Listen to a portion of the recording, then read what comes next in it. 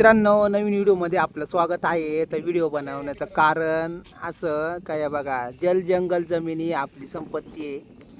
आणि तर मित्रांनो, हे बघा, इकडे आहे ना बावली डॅमला, इकडे आहे ना कुठंतरी आग लागली नाही. आगीमुळे आहे ना सगळं जळून खाक झालंय. हे बघा, अक्षरशः ते तिकडे मागं आहे ना धूर निघतोय बघा.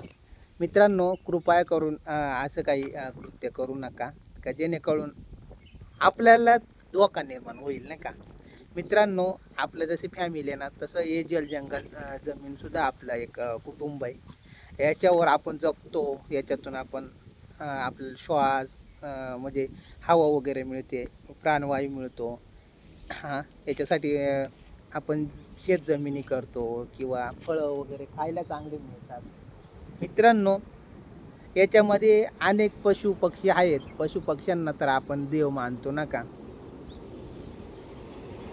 मग आपणच आपल्या साधन संपत्तीचा नायनाट करत असेल काय उपयोग, आपल्याला कसं वाटतं ना का.